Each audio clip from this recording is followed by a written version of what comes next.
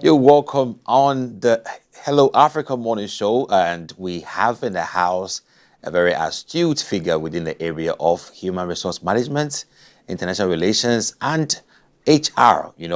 She is looking at HR in politics, inspiring a new generation of very determined politicians who are very keen on choosing the right kind of human resources to champion political agendas. And that is the point what we're trying to do over here. And she is the head of the Center for International Relations at the UniMAC-IJ, the person of Dr. Lawrencia Agyepong. Doc, you're welcome to Hello Africa.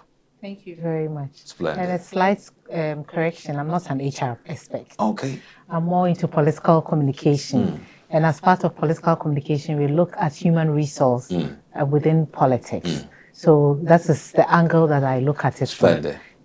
Core HR people have a different perspective that they view things, but we feel that understanding human resource requirements within the political framework is also important. Amazing. That's the same vein we're trying to pick it from. It's quite a phenomenal concept on trying to integrate HR into politics.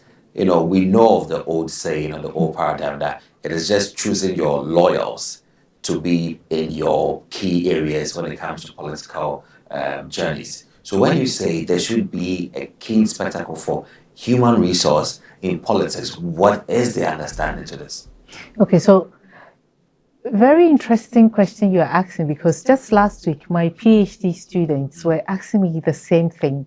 And the discussion was that, isn't it interesting that every job that you go to, there are specific rules and requirements and orientation that you are supposed to have. But when it comes to the field of politics, people that we have tasked to manage the resources of the entire country, the office of the president, one of the most important key things is about age and of sound mind. Who determines who has a sound mind?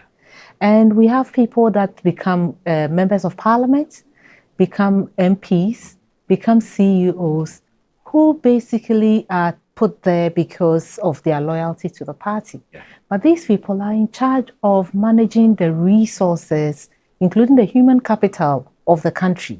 Shouldn't we be training those people or arming them with the tools for them to be able to do the job properly for us, so that we will have less complaints as a country? So that is what we come at with the political HR. That yes, party loyalty is important. And yes, we do understand that any political party that comes into power wants to ensure that the people that were loyal to it are the ones that are put in charge so that they can push the party agenda. But your party agenda must also become the country's agenda. And those people must necessarily manage resources, must necessarily manage people. And so they need to have the arms and the tools and the orientation in order to be able to be effective in their work. This sounds pretty interesting, but it has a chaotic embryo to it. Recently we had people picketing in party offices that they've been appointments, people who are not part of the struggle and did not toil, and now have been appointed based on, in quotes, competence, whilst those who toiled and did all the dirty work were the ones who were neglected, and they were just destroying properties. Do you think, or don't you think, that if we try to streamline and officiate things like these in terms of trying to identify competent people who are trained with the right qualifications, it betrays the whole foot soldiers mindset? Are we not really trying to turn this around into a more of a turmoil in this case? Okay. Very interesting. There's this term that keeps coming up about foot soldiers. Foot soldiers. Who are foot soldiers? Foot soldiers are the base of the party, the people that do the canvassing, the campaigning, the door-to-door. But are we trying to say that all the foot soldiers can govern? When a government comes into power, that government is for the entirety of the people. It is not for one particular party. So there is a difference. And I think very often that is where we do not draw the line. There's a difference between party and government. Because if you're a political party and you're voted into government, then you become a government. The political party is still there, they run. And in fact, when we talk about political HR, as we teach it at UniMAC, we start from the party level. So if the people that are working in the party knows the orientation of the job that is entailed in what they are doing. So for example, the party chairman understands what work they are supposed to do and how to work with their people, all the way to the foot soldier, then we wouldn't be having these kind of acrimonious relationship happening. Because if a party foot soldier understands that when you become a government, if you want to stay in government, you need to deliver to all the people, not the party.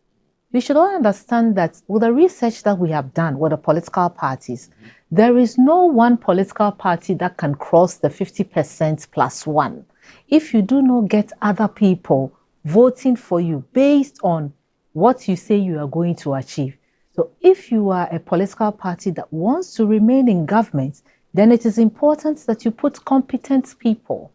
Now, let's come back to this term that we've mentioned, competent people. Yes. Who do we classify as competent? There are people who already comes to the job with the knowledge, and there are people who comes to the job without the knowledge, but you can teach them to acquire the knowledge. It's about ensuring that if you have a round peg, you put round, if you have a round hole, you put round pegs in there. If you have a square hole, you put the square holes in there. But you can conform people and train people for them to fit into the right hole for you. So for example, if somebody is appointed a minister for communication, the person doesn't necessarily have to be an IT specialist or have knowledge. Understand that your role as a minister is not about doing the everyday job of running the IT system or the communication system of the country, but managing people and ensuring that they achieve, so that your ministry will be able to work and people will appreciate what the government is trying to do. So you need to arrange them, arm them with the tools, and explain their work to them. Very often, the reason why some ministers fail or some CEOs fail is not because they don't have core competencies, but they do not understand where they fit within the organization. And that is what we try to teach them. Yes, you are a political figure. Yes, you were appointed because of your political loyalty, but it is important that we reorient you and let you understand the skill sets that you need. If you don't have it, then you can be trained to get it so that you can achieve on your work. No, it's interesting when you said it's very, very, I would say passionately, driving it down to those who need it.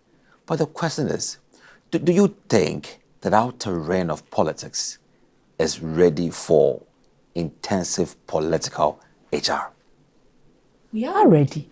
I think that with our experimentation in our Fourth Republic, up to now, it clearly shows that we can't keep going in this direction, right? And that is why institutions like University of Media Arts and Communication, we have this specialized program.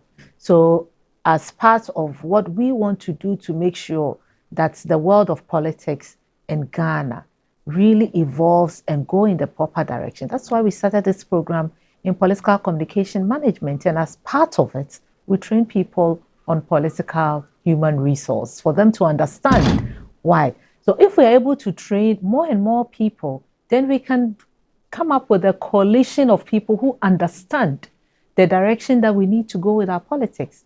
So if you have a coalition of people that understand the direction, the importance of political HR, those people working in parliament, those people working with political parties, working in political organizations, office of the president and all of that, then you would realize that we are gradually changing the mindset of people towards understanding what political human resource is all about and making sure we arm people with the skills. So we are very passionate about the work that we are doing. We only started last year. We are doing our second batch. And we are getting people from all over the place, those that are interested in politics. I know recently we approached the Parliament of Ghana to see if we can do some training for them on that area, even how to select your advisors or the people, the staffers in your office as an MP. You might not have the skills, but if you have people working in your office with the relevant skills, then you'll be able to deliver. So that's where we are going. One thing about your role and your institution, the teaching and learning, the other thing I would say is community engagement. Yes. Some communities or some members of parliament have been appointed based on how popular they were and how well known they were, not because perhaps they were competent. Some of them are in parliament, and you could actually see that these people do not belong here, not because of not beyond their humanity, but because of how they got the power, not because they were competent on paper, but by their CV and experience. It's because they had the masses appealing towards them. Is there any strategy or scheme to engage the public to now be more conscious on who to vote for, what to look at, just to support the whole idea of political HR? Okay, so now you're bringing a very interesting dimension into the whole discussion. So when it comes to voting, and because I'm in politics, the dynamics of how people decide on who to vote for is very, very complex. Yeah. So it is not simple. You are not simply going to tell people that when you are voting for somebody, it's not based on popularity, or it shouldn't be based on whether you like the person. Really, people tend to think that we are all rational human beings and we carry the same rationality into voting. Unfortunately, I would have to disabuse your mind of that as somebody that has been in politics for a long time. People don't necessarily vote for people based on competence. And I think that is the reason why in our constitution, there is no clear criteria for who should become the president of the republic. Yeah. The criteria says that a certain age, you should be a certain age and be of sound mind. Yeah. So it means that when it comes to voting, it is very few people. In fact, we have done so many research in that area. Very few people rationally decide that I'm voting for this person because I think they are competent, or I'm voting for the person because I think they can do the job. Yeah. Very often, when we speak to people, the reasons behind their voting patterns are very interesting. bizarre. Sometimes because the person is very handsome, or they appeal to the person, or the person looks like somebody they can sit and have a beer with, or the person is God-fearing. I don't know how you can judge from someone's face whether they are God-fearing or not, but those are some of the reasons why people vote. Yeah. So yes, you can educate people on who they should vote for and why they should vote for that person. But it doesn't mean that you will make any headway trying to say that vote for people based on competence. If we are going to do that, then our whole constitution has to change to reflect that. That before you can become president or minister or MP, you should have these sets of skills. Now, even if you put it there, who is going to vet them on those sets of skills? So that's why when we are talking about political HR, we say that it even starts from the political parties. If they understand that the person that they are choosing as flag bearer, the person that they are choosing as member of parliament, the person must come with some basic skills, then half the work is done. But let's move on from there. When the person who is the most popular person is given an appointment, what is important to everyone? It moves beyond their popularity, right? They are supposed to be able to achieve. Because if you do not achieve, you will lose your appeal. Sure. So what we want to work on is to make sure that the person has the right skills. If they don't have it, how do we train the person to get the skills so that despite their popularity, they will also be achievers? And that is where we come in. You know, I appreciate the impact you're making with trying to penetrate the political space with political communication skills, strategies. I would say kudos to you. You did an excellent job with your students. They communicated pretty well to the winner as well. And now we're looking at HR and politics, which also seems to ferment the basics and try we having people who are well commendable and well shaped to do this job. Do you, from your own space and research, see any limitation to this impact you brought on board? Is there any limitation or limiting factor that could be a caveat for further improvement and development, national-wise or international-wise? Okay, so at UniMAC, in my department, what we realized was that it wasn't enough just to train our students in understanding how politics play out during campaigns and all of that, because that is at the bachelor's level. We realized that we needed to do more, and that is why we brought in the political human resource, so political management. So at the master's level, we make sure that those that are interested in going into the field of politics then get their skills even more honed in. And that's why we have the master's and MPhil in political communication management. So that is the point where we teach you the basic skills of human resource, the kind of orientation you need to have when you want to go into the field of politics proper. So at that level, we are training people who are going to be at the forefront of political organizations or looking at probably going into political office. Now, it is interesting to let you know that now we have a PhD. As we stand now, we have 4 students that are doing their PhD in politics. And we even move further in there to teach them the rudiments of understanding ethnicity, nationalism in politics, understanding international relations. So at every stage, we are doing our part. And as I said, the important thing is to build a coalition of people who understand how politics must be done and how politics must be run. And if we do that, I think we can gradually have the impact. You do not expect that impacts can happen overnight.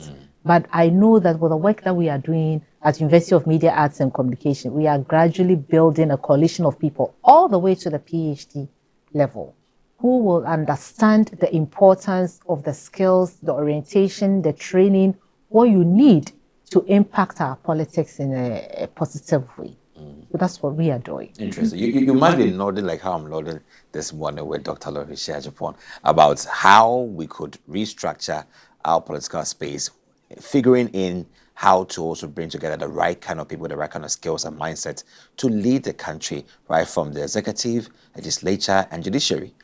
And Doc, let us try and then build this scenario. Are we looking at a Ghana or an African continent which our political space will be very aligned? Every political leader or every leader who stands to account for any public office has the right kind of skills and competence to fit that work. Or we're looking at a Ghana or an African continent whereby people have the understanding that they are the right fit for the jobs they do, based on what we are training students on, that we should have the right kind of people, the right kind of fit, which would now depict perfection, or would have an open space for anything that happens. It's a combination of the two, isn't it? Tell us about it. Because if you have people that have the right mindset, then they will choose the right kind of leaders. Very important. And if you have leaders that have the right skill, then they can impact positively on the country and the continent as a whole. So I feel that if we want Africa to go the way, or Ghana to go the way that we all desire, it should be a combination of the two. We as a people must change our mindset and reorient ourselves that when we are choosing people, we should choose people who are competent. Now, let's come back to this word that keeps coming up. When we say skills, right? Skills means that you want the tools that can help you do the job. Yeah. People can come to a job without the necessary skills, but they can be trained to acquire the necessary skills. And for us, that is very important.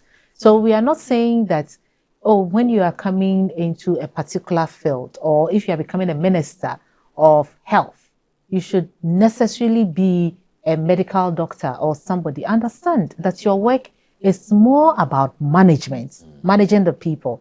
So we can give you the skills to help you. That is why I will use this platform to encourage all our politicians, parliamentarians, ministers, and potential politicians, people who want to go to the field. We have a lot of short courses on these things, how to give you the skills. Be interested in acquiring skills beyond your popularity as a politician. Be interested in acquiring the skills so that you can deliver to the people. It is only when you deliver to the people that we become better, So I would say combination of the two. Let's build our knowledge base as a people, which we at the academic side, we are trying to do.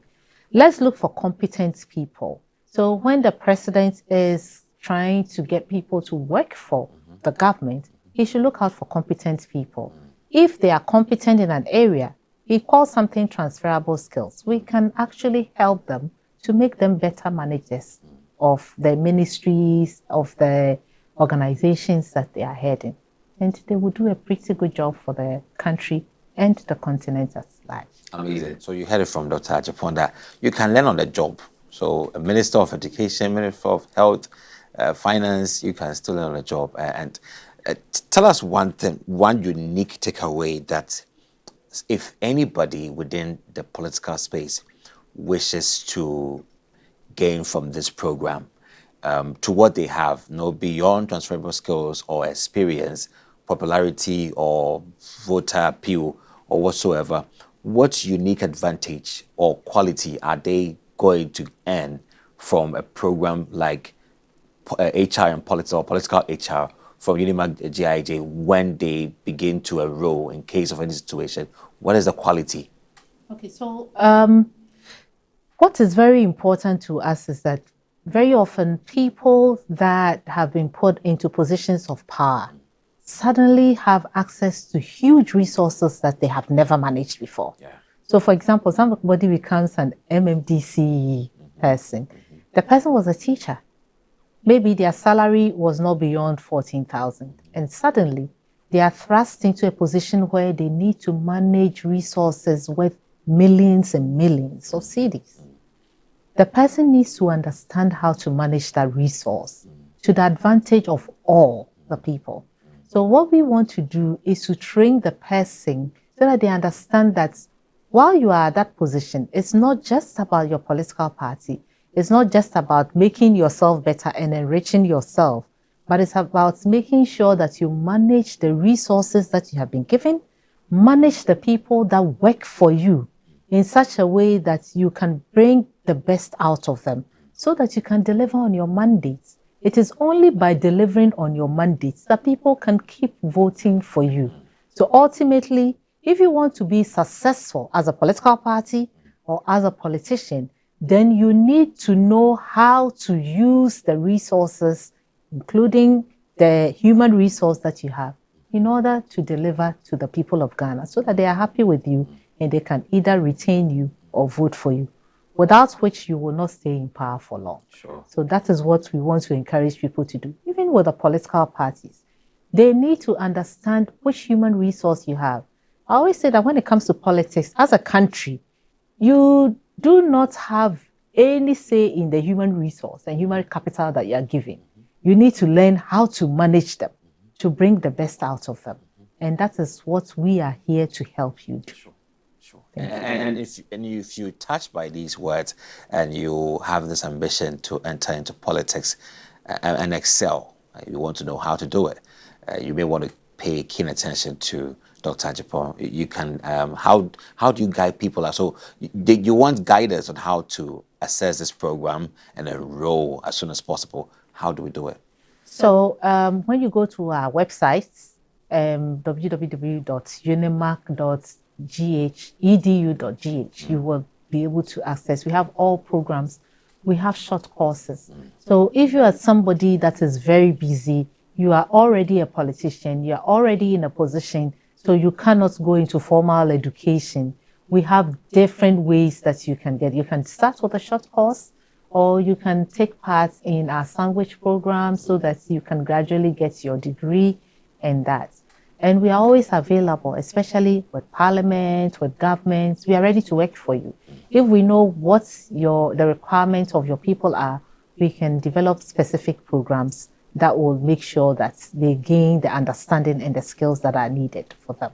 Because UniMAC, we are all about building people, especially in the field of politics. Splendid. So there you have it. Dr. Agyepong represents UniMAC-IJ, head of the Center for International Relations, and she is looking out to redefine our political space through political HR, being very specific and very intentional on the kind of people you choose to occupy public positions and how they transform that with that knowledge and understanding. Stay with us for more on Hello Africa. We'll be right back.